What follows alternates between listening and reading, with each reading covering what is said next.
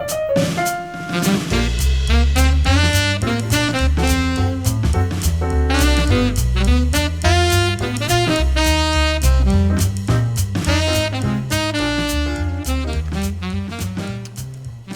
welcome back to another episode of In Between Two Lilies. I'm sitting here with our sales rep from our northern division, Cameron Lundquist. I can't even say your name right now. You've been with us 3 years now. Yep.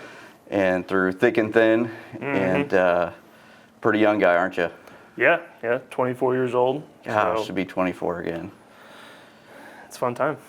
Yeah. So, will you tell us a little bit about yourself, hobbies, what you do, here at Beck Tech, what you do outside of Beck Tech, all that fun stuff? Yeah, so I guess start out, born and raised in Rockford, Illinois. I went to Augustana College, got my business management degree, also played 4 years of football there, which was a very fun experience. After that, just trying to find my niche, kind of what I wanted to do, and Beck Tech kind of came along, and I met Beck at the time, and Britt, gave me the opportunity to work here, and ever since it's kind of been a really good 3 years so far. Awesome. What'd you do? Did you do anything after college and before Beck Tech? Yeah, so I worked for inside sales, like a third-party agency. They were making me do 100 calls a day, sending out 50-plus emails, just trying to get touch and get my sales pitch down, that sort of thing. So it's it was a little tough experience, Yeah. but, it was, it got me where I am today. And Have you seen Boiler Room? no. No? Gosh, you gotta go see that movie. All right. Ben Affleck, a boss like Ben Affleck made you make 100 calls a day? Oh, yeah, yep. Yeah, I know what you're talking about, yeah, yep. Yeah, okay. Yep. You had to win the car or whatever to, if they make a certain amount of sales. Is that the way you're talking about? Yeah. Yep. Sell or be sold, right? Mm-hmm. Yep. Is that your philosophy behind coming to Beck Tech, coming out of your boiler room operation? I guess you can say that, yeah.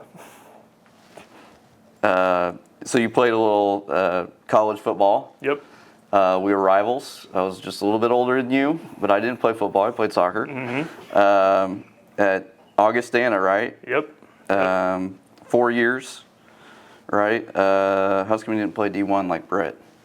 How's come you didn't play D1 football like Britt? Started the recruiting process kind of late. I started after my junior season, which, looking back on it, I should have started as like a freshman, You sure it wasn't because of talent? I'm pretty sure it wasn't because of talent. No, but I mean, I had, PWO from Illinois State later on, right before I graduated high school, and kind of decided, like, I'm not going to go in the NFL. Would be nice to go play D1, yes, but at the end of the day, I want to get my education, from a credible school, and Augustana gave me that opportunity. Yeah. Do you think you could take Britt? If he was here right now and we had a wrestling match, do you think you could take Britt? I can take Britt one-on-one. How many, like 30 seconds and a minute, like if you guys wrestled? It'll be a tough battle, I'm not going to lie. Yeah. But I think I'll come on top. Do you think he'd win because of old man strength?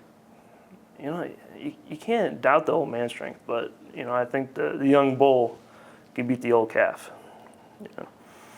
So you've been with us for 3 years, right? Yep. You've been working out of our Dixon office. We recently acquired another company called Rock River Services out of Rockford, where you're born and raised at. Yep. How has that been the last 3 years working with our company? There was a lot of turnover. There was a lot of turmoil that happened up in Dixon 3 or 4 years ago. Well, 3 years ago, right? Yeah. Will you kind of talk about your experience over the last 3 years, how our business has changed a little bit? Now you're sitting in the Rockford office a little bit more, right? Yep. You don't want to travel down to Dixon, which I don't blame you. But Yep. Do you think that's like one of your biggest challenges in the 3 years you've been at Beck Tech was kind of that transition period of our office up there in Dixon? Yeah, so, definitely starting out, things were going fine, coming out of college, it's a brand new industry, brand new everything, so I'm really trying to learn, try to be a sponge and, Yep. absorb everything that I can.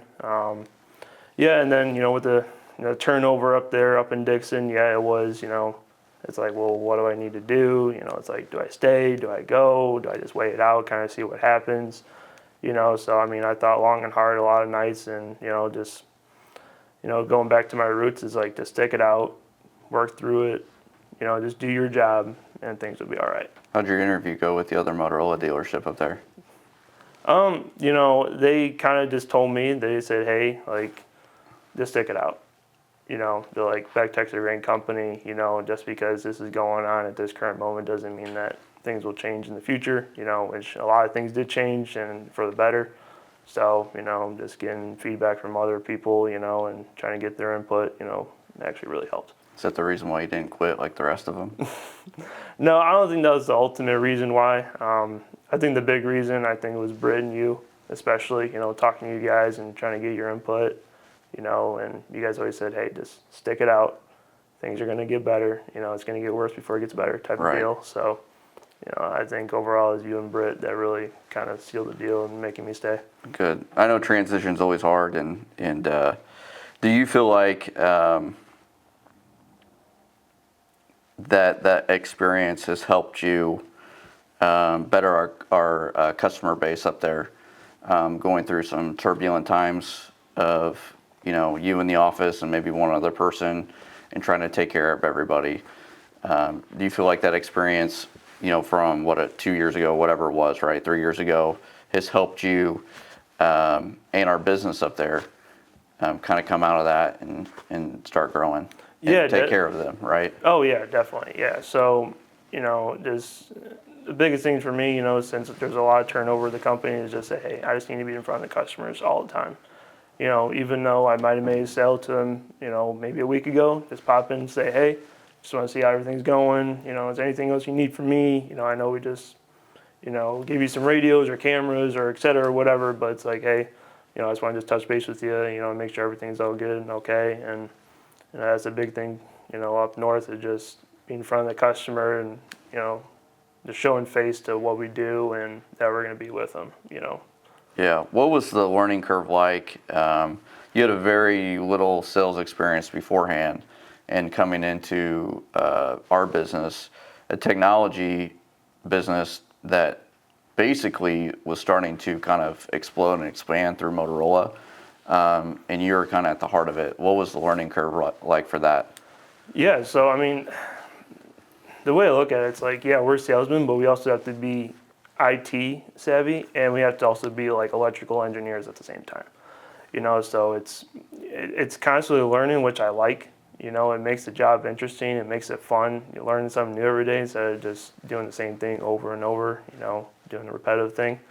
But what Motorola is doing, advancing technology all the time, and it seems like every month they're buying another company. It's like, well, now we have to learn how they do this and how we can integrate it. Yeah. To learn how to sell it and learn all the backbones and the hardware and how to configure everything together. So it's like we have to be technicians and salesmen at the same time, and Yeah. it's actually I enjoy it. Since you've been with the company 3 years, you won a few awards with Motorola.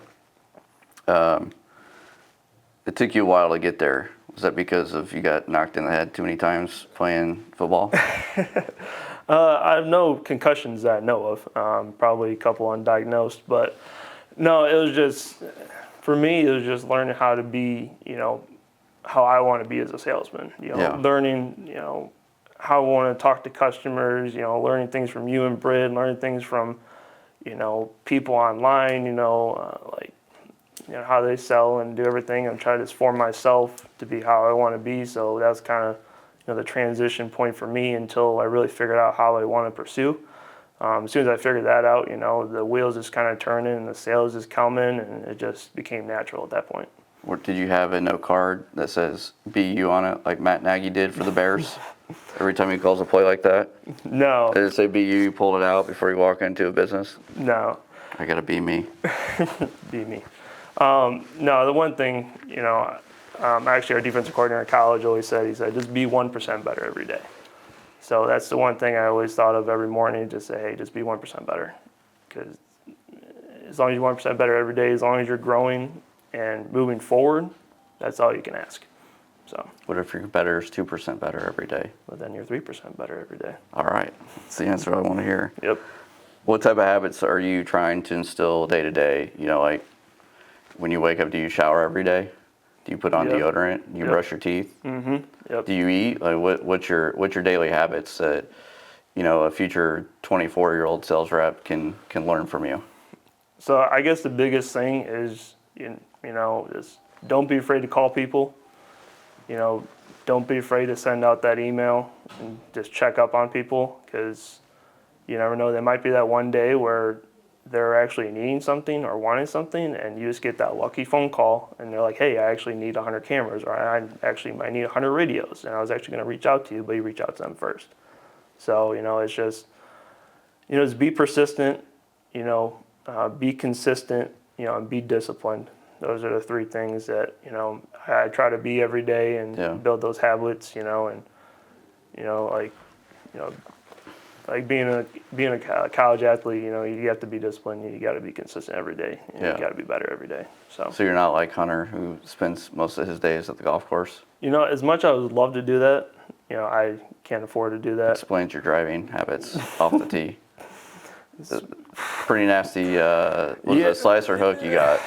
It depends on the day, but mostly it's my slice. I've been practicing, at least once or twice a week, trying to get better.